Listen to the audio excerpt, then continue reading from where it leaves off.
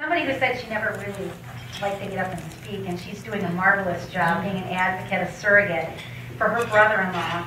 And we're just so proud to have her here today. So I'd like to welcome Oakleigh here right now. Thank you.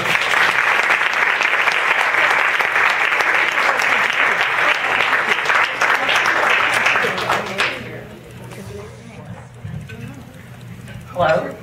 Thank you. Can everyone hear me? Thank you. I know what it's like for our household and for me on a Friday. I'm trying to shove everything into a day that I didn't get done the last 4 days before the weekend. So I appreciate you being here. I just want to say on behalf of Paul, Jana, their family, and our family, thank you so much for everything you're doing. And I can tell you, my husband and I did not go to bed last night. I think I finally crashed at 1:30. My son, Mac, fell asleep on the couch. We had to move him. Our teenage daughter, 14, of course, didn't want to go to bed. And Toma finally succumbed at 2 in the morning. But both he and I just woke up with another force in our step because of last night's debate. It was so tough.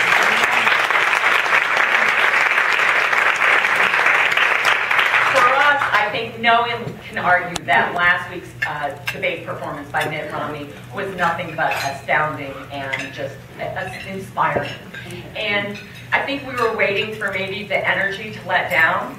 Well, it's not. And Paul was truly what I think Mitt wanted, which was an amazing teammate who would continue the message that we have a confident, caring, and courageous team to get this country back on track.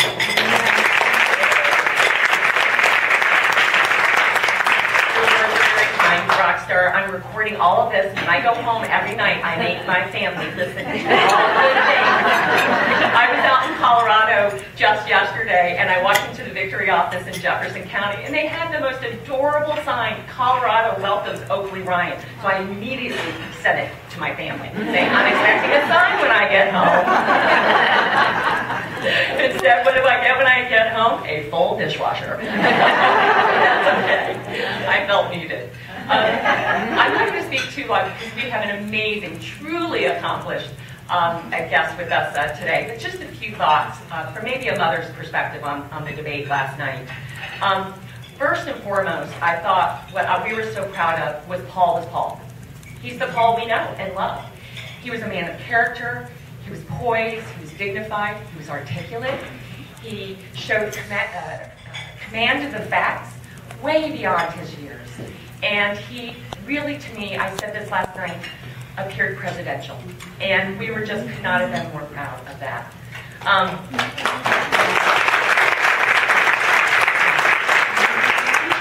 Something else. Someone had asked me, what do you hope from the debate? And I said this with all my heart. I said, I hope that Joe Biden and Paul Ryan have a conversation with America. And because we are very concerned about our country. And as women, we don't want any malarkey. We want to know the facts. What are the problems and what are the possible solutions? And last night, because of, I think, the leadership of my brother-in-law, one person still maintained a conversation. And for that, as a woman, I am so grateful and so proud.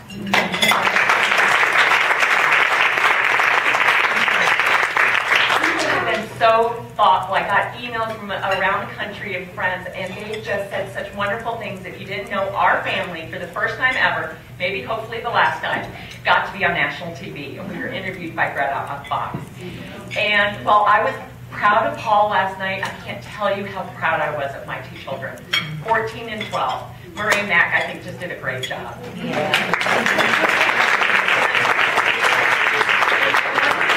When you get compliments from people about your children, and we do, we say thank you.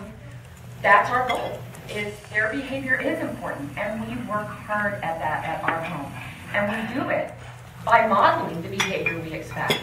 And one of the things that we talked about after the debate, and I talk to my kids all the time as they're in the school years, is we as Americans must value and appreciate others' opinions. And we don't laugh at other people's opinions, ever.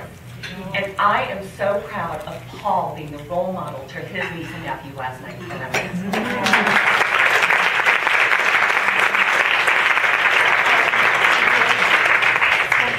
There were two debates so far, 2 to come. And I feel optimistic because I think America is truly getting a picture of 2 different visions. And that's what I want. I don't want someone to win because someone else failed. I think we're getting 2 different visions. I also think from a female perspective, what we're starting to see, which is why the Pew poll showed a swing in women's perceptions by 18 points after Mitt Romney's debate, is we are seeing the difference between politicians and leaders. And that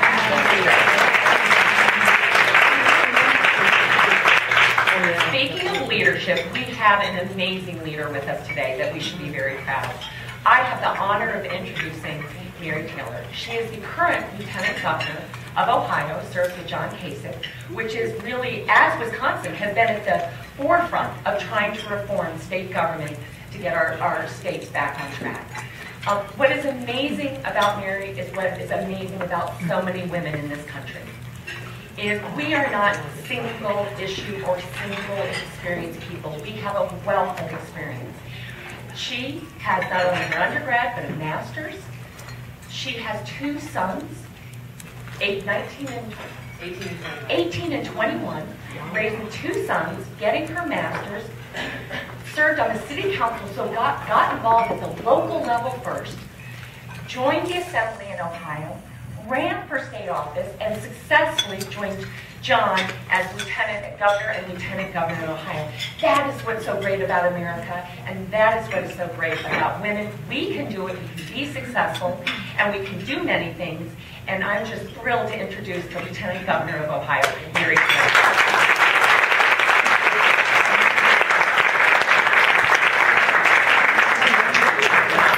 Thank you so much. It's an honor to be here. So when Susan and I got in the car, Gus picked us up at the airport. I think my first question was, well, how does it look in Wisconsin? And kind of holding my breath a little bit. But he said things look great here. And he's very optimistic, and I know you're very optimistic. And I think at one point when, Mitt Romney was, saying, gosh, we could win Wisconsin, and then of course the pick of Paul Ryan, most people thought, well, gee, yeah, there really is a chance for Republicans to win Wisconsin this year. Some of us are skeptical. Ohio tends to be a swing state, and it's not uncommon for us to vote for a Republican one year and a Democrat the next. But no, that's not so common from a statewide perspective here in Wisconsin. So I think that's great news. And it's obviously because of you in this room and women, and some men, we've got a couple men, women like you all over the state of Wisconsin who are doing exactly the same thing you are. They're gathering at lunches, gathering in the evenings with their friends, having conversations with their children about proper discourse, which is so important. And talking to your friends, your neighbors, and the people you see at church. This election really matters. And, we kind of fall into a trap. I'll say it's a trap because, when elections roll around, especially those of us that are elected officials, sometimes we'll say, this is the most important election of my lifetime. And I suppose, when we say it, we believe it. And I suppose you think that until the next one comes and you realize, no, it's even more important. And this truly is one of the most important, if not the most important election in my lifetime. Mitt Romney's obviously been in Ohio a lot this week, as is Paul Ryan, and he is a Miami University graduate, and they're hosting a tailgate. So for those of you that want to come to Ohio, I'm sure he would welcome you. I think they're playing at Bowling Green. That's not too far. You can get to Bowling Green pretty quickly. I think he's hosting a tailgate party for that game at Bowling Green on Saturday. So there's a lot of activity in Ohio, as there is here in Wisconsin. But this election really matters. And Governor Romney said this week, as I'm sure he has said many, many times over, we're not asking to take our country in a direction that's unfamiliar to us. Where we are today is unfamiliar to us. This path, this course, this direction, our future that we see today under Obama and Biden is not familiar to us. But what Mitt Romney and Paul Ryan want to do is take us back to what we believe and know is familiar. Back to the principles of our founding fathers. Back to being able to firmly believe that you can be anything you want to be. And that's a great thing for women especially. But you can be anything you want to be if you're willing to work hard in the United States of America. That's familiar to us. Quite honestly, I'm not really sure how to describe where we've been the last couple of years, especially when you think about having conversations with your kids. And my boys are 21 and 18, and obviously thinking a lot about their future. And maybe it was luck, or maybe it was a little arm twisting. I've raised two little conservatives, who I'm very, very proud of. And at times I think they're to the right of me, and Leah will tell you that's a hard place to get. But I'm proud of them. But I'm also proud not only that they have similar beliefs that my husband and I do, but to hear them debate the facts and to be able to explain their positions. And it's not because mom says, and not because dad says, but I hope it's because that's what we taught in our home. Those are the values we taught. Traditional values, you respect each other. You don't laugh at people when they're making a statement, even if you disagree with them. And I thought a lot about that debate last night, and I was watching it, and maybe I have a little ADD, but I couldn't sit still. So like every 5 minutes I was jumping up off the chair, and I know it was driving our friends nuts because we had some people over with us last night as well. And I just said, I can't watch this anymore. It's just maddening to me.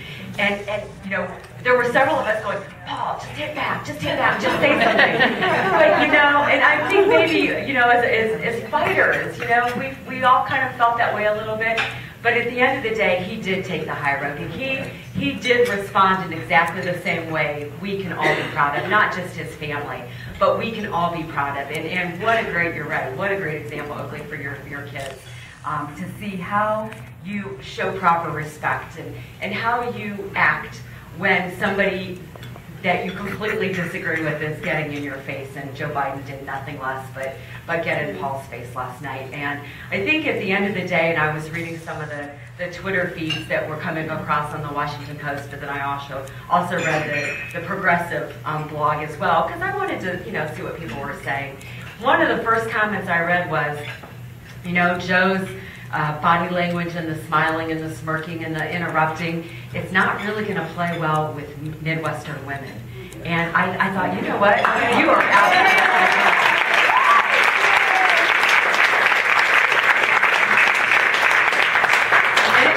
So I think it really does, everything you do, I guess, kind of describes the type of person that you are. And I think that's what our parents teach us. That's why how you act and how you behave and how you treat people really matters.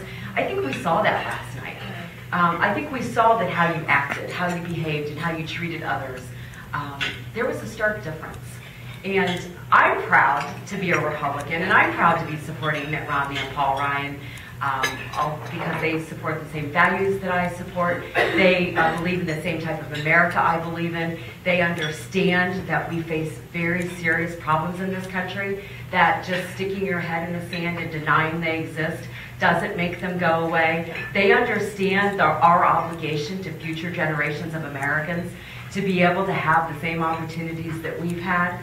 And so I'm really proud that we share those values. But I'm also proud because of the way they have described their vision and the way that they have shown a stark contrast.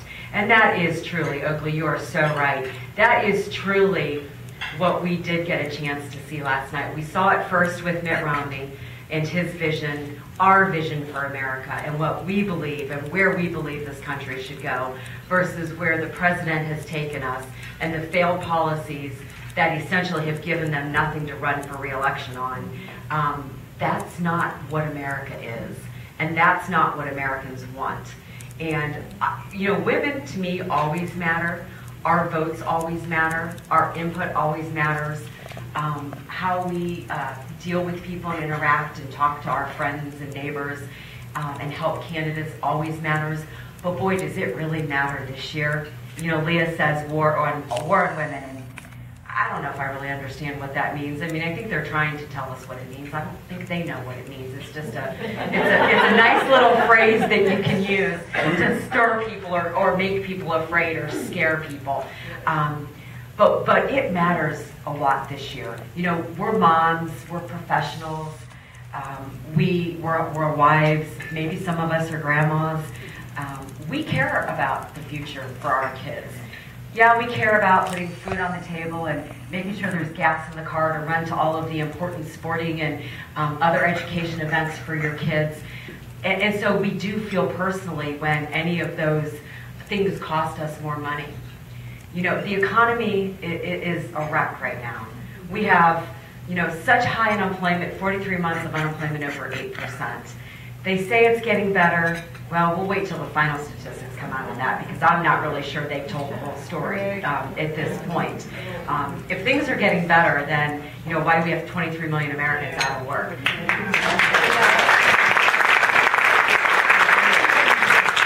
Thanks to Paul, we all know that things aren't getting better in Scranton, Pennsylvania. I mean, and his point is so valid, and boy, did that hit home with Joe Biden. You know, the whole world around him is doing very well, except for his hometown. I don't believe that at all.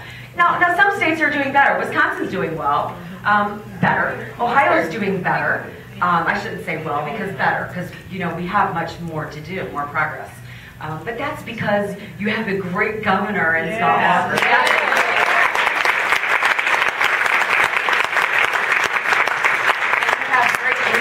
Legislature like Leah Vukmir fighting for education and healthcare reform that really matters. And we have Governor John Kasich and a strong legislature that also believes that we can't stay on the current path and take the current course. We have to change things. So things are improving in Ohio, they're improving in Wisconsin, and they're improving in some other Republican states across our country. But as much as President Obama wants to take credit for that, you know as well as I do, and you say this too, it's not because of him, it's in spite of him.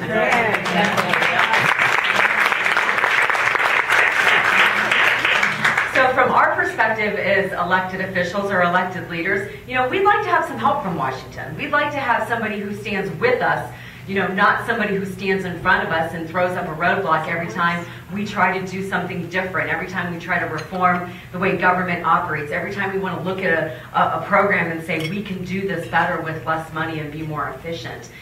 We've had the wind in our face.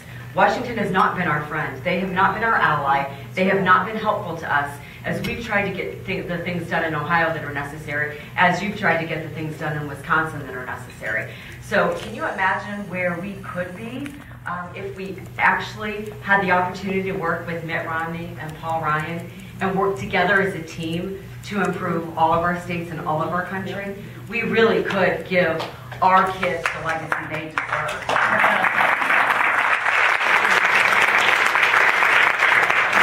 So we can go through the statistics about how President Obama has been bad for women, and I'm sure you've heard them, and I'm going to get them out so I get them accurate. I am an accountant. So if they're not accurate, I'm going to have a problem with it. 5.9 million women are unemployed today. 401,000 women have lost their jobs in the last 4 years. Maybe some of you in this room, I don't know you, maybe. Maybe somebody you know, another family member. Unemployment for the 16 to 24-year-old woman is at 14.4%. College-age kids, in some cases, college graduates. Poverty is at the highest level amongst women it's been in the last 17 years, 14.5%. How does this president look himself in the mirror and say, our administration has been good for women in this country? The facts don't bear that out. And the nice thing about facts, it's kind of hard to make a case that disputes them when the facts are the facts. I think we got into that a little bit last night with the debate. The facts are the facts. You can spin them how you want. You can sell the story the way you want to sell it. But at the end of the day, we're smart. We will figure this out, and we have figured this out. So I'm really pleased to have the opportunity to be here with you. I really do personally want to thank you for everything you're doing in Wisconsin. I think Election Night is going to be a great night when we can stand together and Wisconsin is victorious for Mitt Romney and Paul Ryan, as is Ohio. Things are going well in Ohio. I talked to my chief of staff this morning, and they had their weekly meeting of all the elected state officials, which are Republicans, and we have control of the House and the Senate. And we're about to take that for a second to the U.S. Senate too as well. It's going okay in Ohio. we feel good. We feel good about where we are. We feel good about Mitt Romney winning Ohio. Of course, we all know the legacy of Ohio. Republicans have to win Ohio to get to the White House. So we're proud of that, and we understand the responsibility of that as well. And so we're working hard in Ohio. We're doing the same things you're doing here all over the state. Go to your victory centers. Encourage, recruit people to make phone calls, knock on doors. Make sure that you do not miss the opportunity to let somebody know how important this election is, and let them know why you support Mitt Romney and Paul Ryan. Mitt Romney says everywhere he goes, your job, if we could task you with one, you have many, so what the heck, what's one more this week, right? Is to find a woman who voted for Barack Obama and convince them that that was a bad choice then. It's an even worse choice today. If you do that, everyone in this room does that, and you think about the compounding effect of that, we will, in fact, win this race and save our country for our kids and our grandkids. That's what this is all about, and that, I think, is why we were all here.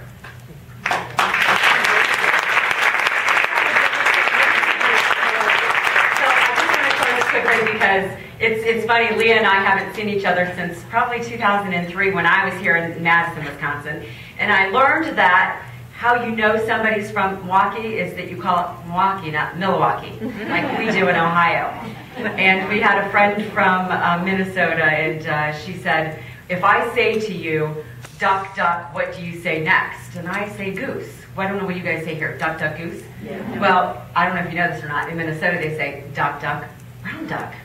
So, if you ever meet somebody from Minnesota, they'll be surprised you know that. Because I guess, geese are brown ducks, right? That's what she wanted us to think, right? So anyway, it's been fun. I had a great time. I loved the week and the opportunity I had to get to know Leah better. I have followed her, and I know she's been fighting hard for education reform. And two really important issues, education reform and healthcare reform, reform the right way, not Obamacare reform. And so I think it's really neat for me to be here. When I saw she was going to be here, I was really excited to get a chance to see her. You've got great leaders. You've got great women leaders in Wisconsin. We've got great women leaders, Oakleigh, all over the country, in both the private sector and the public sector, and all of you and what you do in your own community. So thank you for inviting me to be with you. God bless all of you, and I will be celebrating with you on election night when we all make our way to the White House.